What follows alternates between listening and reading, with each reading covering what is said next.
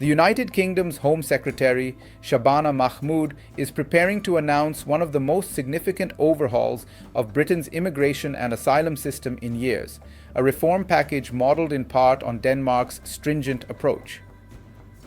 According to reports, Mahmood has instructed senior Home Office officials to study Denmark's immigration model closely, particularly its rules on temporary refugee status, family reunification, and stricter pathways to permanent settlement.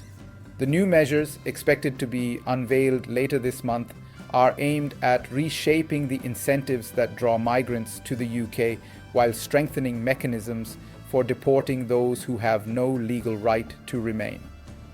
The proposal arrives amid renewed political pressure on the Labour government to demonstrate control over Britain's borders after more than 1,200 migrants crossed the English Channel in small boats in just 2 days last week.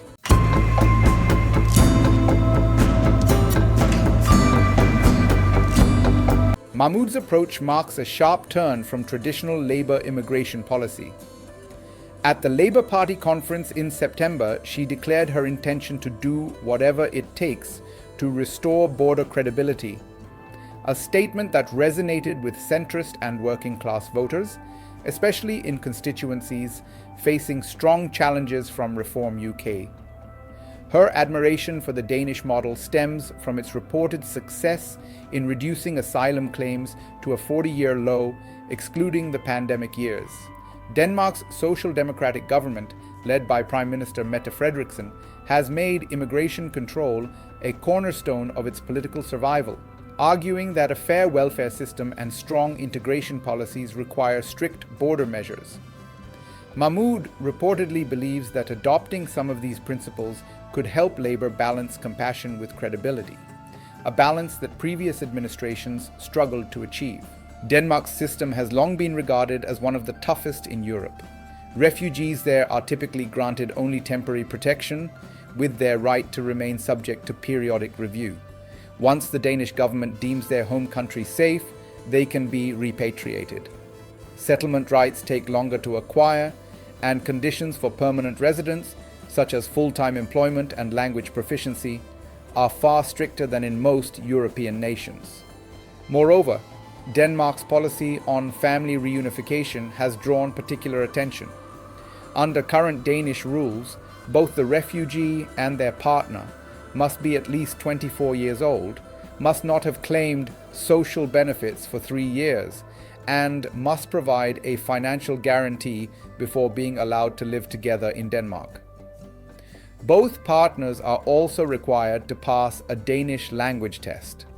Mahmood's Home Office team has reportedly examined how similar rules might be adapted for the British context. Another element that has drawn scrutiny is Denmark's policy towards so-called parallel societies, neighborhoods where over 50% of residents are of what the government classifies as non-Western origin.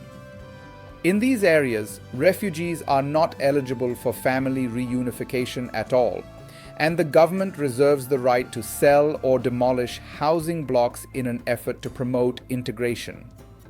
Supporters argue that the policy has helped combat social segregation, while critics, including some advisors to the EU's top court, have described it as discriminatory.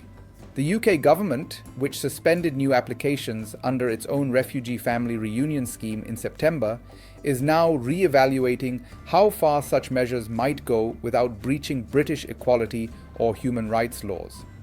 The previous British system had allowed spouses and dependents to join refugees without meeting income or language requirements. The revised rules are expected to introduce tighter conditions, though not as restrictive as Denmark's. To better understand how Denmark manages its asylum and immigration structure, the BBC recently visited Copenhagen, where Denmark's Immigration and Integration Minister, Rasmus Stoklund, explained his country's philosophy. He noted that Denmark's tighter controls are designed to protect the social fabric of a small nation and ensure that those who come participate and contribute positively. According to Stockland, refugees who commit crimes are expelled more easily, and several programs encourage voluntary return to home countries, sometimes with financial incentives of up to £24,000 to help fund a relocation and children's education. While the UK has no immediate plans to replicate these payments, Mahmood's team is reportedly considering aspects of Denmark's return and reintegration programs to improve deportation efficiency. Both governments share concerns about how the European Convention on Human Rights, ECHR, can complicate removals, and Stockland has indicated a willingness to cooperate with the UK on legal reforms to make deportations more straightforward. For Labour ministers, the Danish model offers not only a potential administrative framework, but also a political lesson. In 2015, Denmark's Social Democrats faced a situation similar to Labour's current challenge, a surge in right-wing populism and growing public anxiety about immigration. By embracing tougher policies, the Danish left reclaimed voter trust and undercut the Danish People's Party, which had built its platform on anti-immigration rhetoric.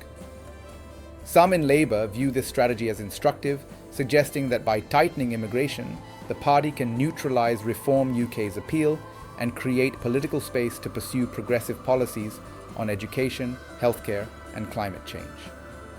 Ida Auken, a Danish social democrat, summarized the approach as a license to operate. The idea that social and environmental reforms can only advance once voters are assured that immigration is under control. Several senior Labour MPs reportedly find this argument persuasive, particularly those representing constituencies in the North and Midlands where Reform UK is polling strongly. Still, opposition to Mahmood's proposed direction remains strong within Labour's left wing.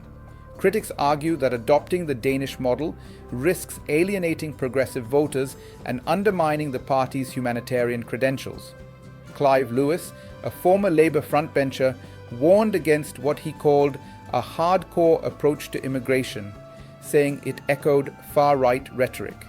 Nadia Whittome, another Labour MP and member of the Socialist Campaign Group, described elements of Denmark's parallel societies policy as undeniably racist and cautioned that following Copenhagen's example would be a dangerous path both morally and politically. She argued that Labour should not try to outflank Reform UK by compromising its values. Others, like Gareth Snell from Stoke-on-Trent Central, believe the opposite, that public trust in the immigration system has eroded precisely because it is seen as overly permissive. Snell suggested that allowing asylum to remain temporary until a refugee's home country stabilizes could be both fair and pragmatic. Among the Red Wall Labour MPs, many representing constituencies won back from the Conservatives in 2019, there is growing pressure for a tougher stance. Joe White, who leads a bloc of 50 MPs from those seats, has urged Mahmood to go further, arguing that failure to adopt Danish-style reforms could cost Labour the next general election. She contends that voters in her region view the current asylum process as inherently unfair, particularly when economic pressures are high. According to White, Labour's survival in working-class heartlands depends on demonstrating that it can manage migration effectively while still maintaining compassion. Her view reflects a broader tension within the party, the challenge of balancing moral principles with political realities. Reform UK's rise has made this balance even more precarious, with the party polling ahead of Labour in several key areas on immigration. Despite the internal divisions, Mahmood appears determined to press ahead. Her aides emphasize that the goal is not to replicate Denmark's system wholesale, but to learn from its successes and mistakes. Britain's larger economy, linguistic openness, and geography make its migration challenges distinct. Unlike Denmark, the UK faces the daily reality of small boat crossings across the Channel, a phenomenon that Copenhagen does not encounter. Moreover, Britain's diverse population and historical ties to Commonwealth nations create a different social context for migration and integration. Mahmood's reforms are expected to focus on streamlining asylum decisions accelerating removals for rejected applicants, and tightening family reunion criteria without breaching the ECHR. She also aims to introduce measures encouraging voluntary return, strengthen employment requirements for long-term residency, and reduce dependency on state benefits. The coming announcement will test both Mahmood's political skill and Labour's internal cohesion. For the government, the challenge lies in presenting the reforms as pragmatic rather than punitive, a necessary modernization of a system long viewed as inefficient and inconsistent.